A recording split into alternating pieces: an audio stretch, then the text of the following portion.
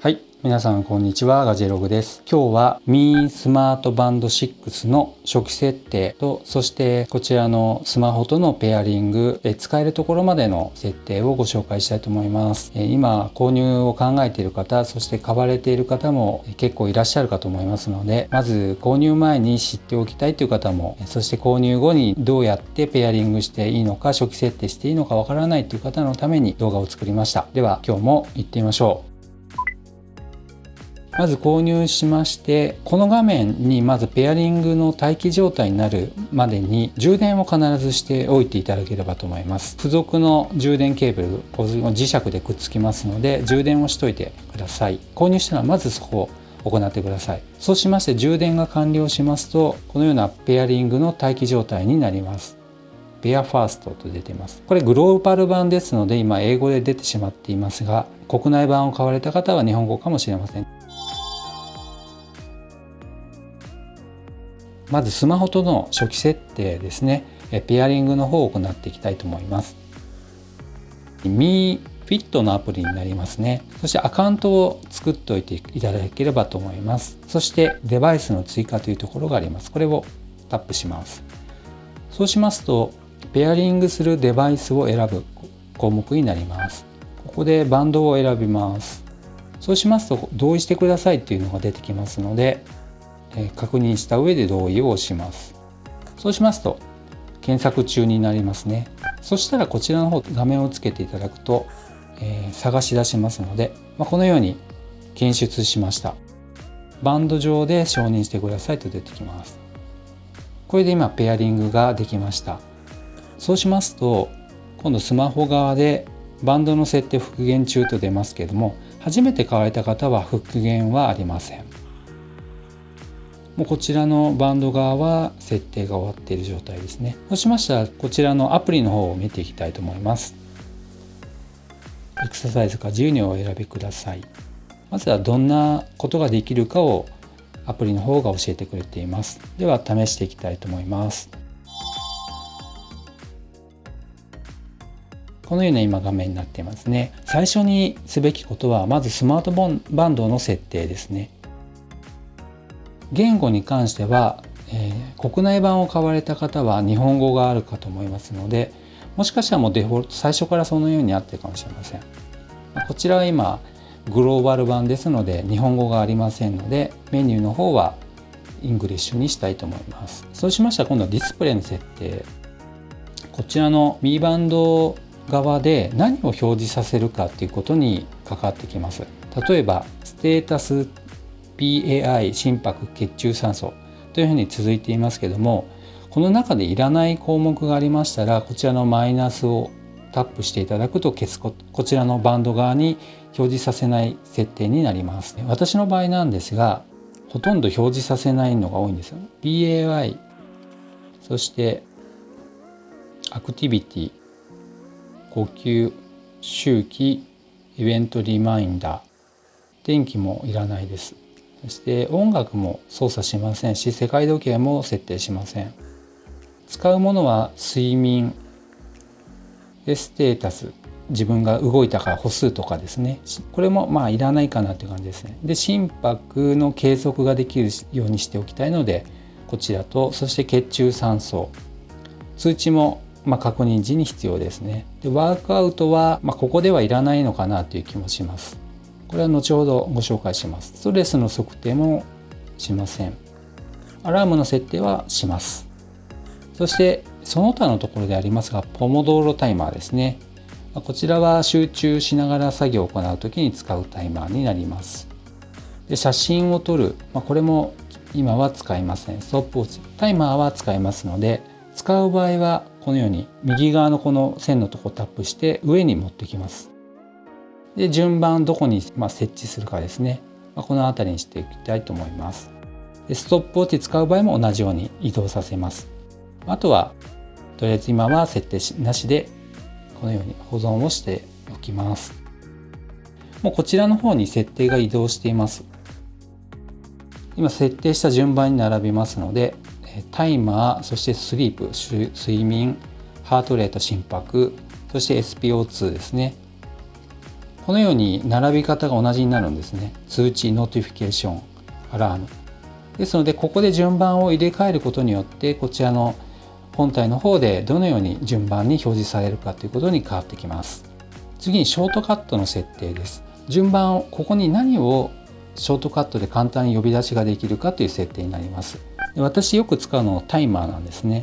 で、文字盤っていうのがこのメインのこの画面のことでホームですね。ワークアウト、運動される方はワークアウトもよく使うと思いますので、ワークアウトとタイマーをこの文字盤の左右に割り振りたいということになります。このようにホームから右にスワイプするとタイマー、そして左にスワイプするとワークアウトが表示されるようになりました。もう一度やるとぐるぐる回るようになるんですね。ですのでこれはうまく活用しますと簡単にその機能呼び出しができますので、ショートカットに何を割り振るかということは非常に大事になってきますし、時間短縮にもつながってきます。では今度運動される方はワークアウト移動していただいて、何を行うかですね。例えば屋外ランニング、そして、ウォーキングされる方多いかと思いますので、これを結構上の方に持っていきます。で、使わない項目に関しては、例えばトレッドミルは消します。で、屋外サイクリングされる方も多いと思いますね。で、ローイングも消します。エリプティカル、プールスイミング、ヨガ、縄跳び、フリースタイルとあります。そして追加したいものに関してはこちらから選んでいきますね。ストレッチを追加してみたい場合はプラスの方を押します。これで入りました。こちらにストレッチが入りました。このように移動、順番を入れ替えることもできます。ではこれを保存します。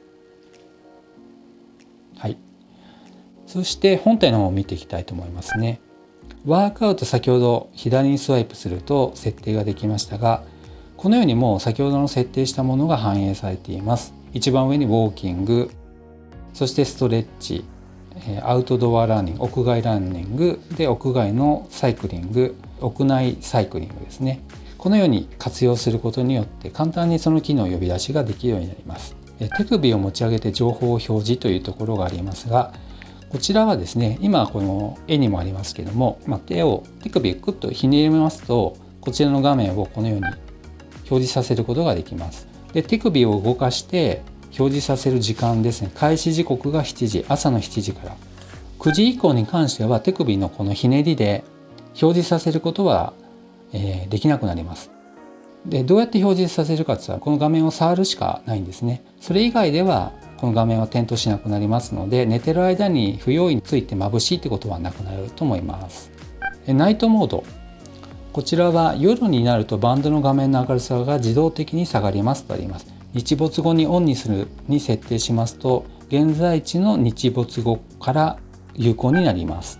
そうすることによって自分で設定した明るさ以下に画面が暗くなりますので、夜眩しいということも減ってくるかと思います。そして、どちらの手にバンドを、左手なのか右手なのかという設定ですね。で、あとは、必要な方はアラームですね。何時に起きるか、こちらから設定していただければと思います。いらない場合は消すことができます。はい、ではアラームを新規で追加してみたいと思います。月曜から金曜日とありますけども、土日はアラームは設定しないという方もいらっしゃるかと思います。それで今月曜日から金曜日に関しては有効になります。で、時間はどうするか。はい、6時に今設定しました。それで保存を押します。はい、これで OK ですね。通知とリマインド。まず一番上の着信は電話の通知が必要な方はオンにします。着信時にバンドが振動する。で、連絡先の情報を表示。SMS 自動返信オフ。遅れて通知。だいたいこの今の初期設定でいいのではないかなと思います。で、アプリの通知、これ結構重要ですね。アプリの通知一番上をまずオンにしてください。そうするとプッシュ通知がこちらのバンドの方に飛んできます。で、通知を受信するアプリを選択します。この設定しているアプリが通知を送ってくるものになります。で、それ以外のアプリからの通知が欲しい場合はこの下の部分ですね。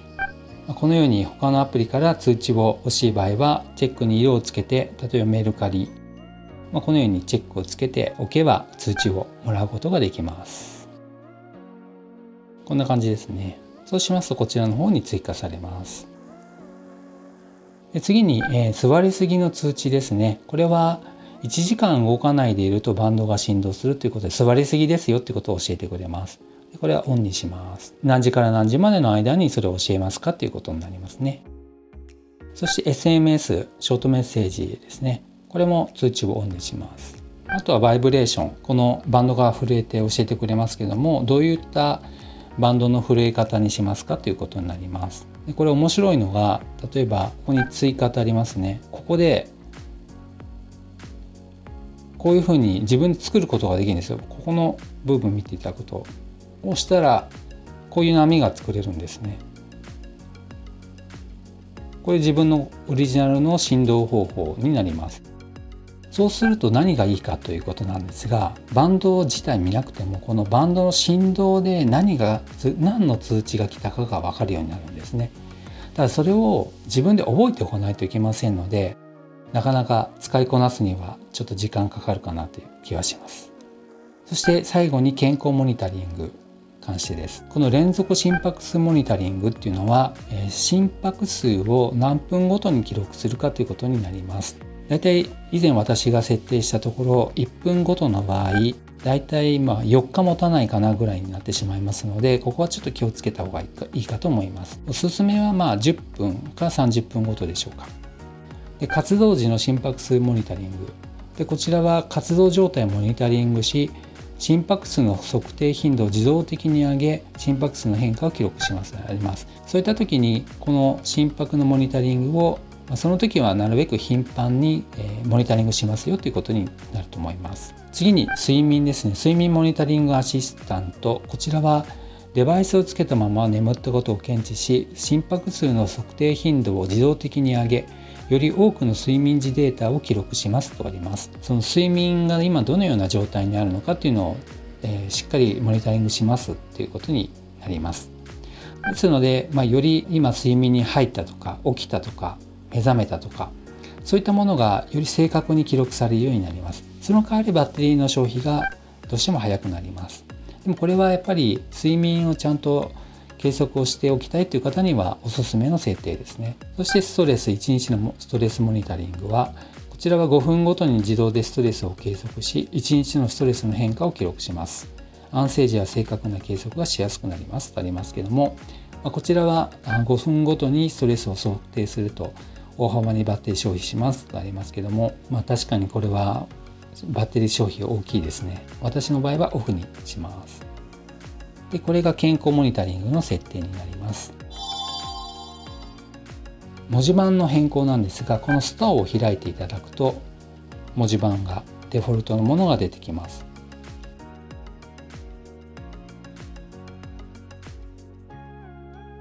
これを設定してみたいと思います。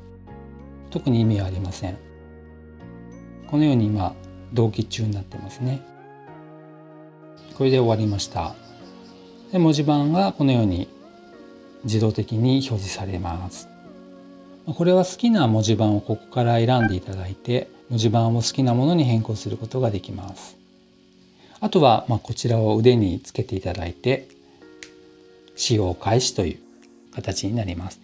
であとはバンド最長装着難しいと思うんですよ。こうして通していただいて、でこれをこう引っ張りながらやるといいと思うんですね。でこれを親指でこの押してちょうどいいところに差し込んでいただく形になります。はい、これで使用開始ということになります。あとはその都度こちらのアプリの方で設定をいじくっていただいて、ご自分の使いやすいように変更していただければと思います。